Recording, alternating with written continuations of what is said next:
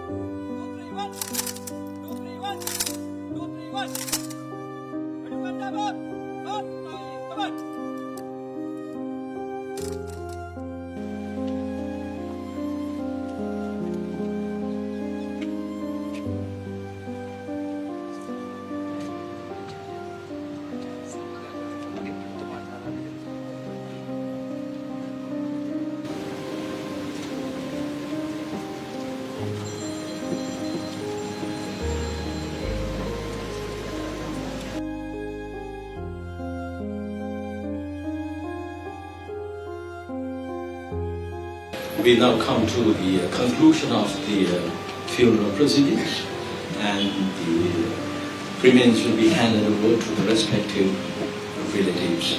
I thank you.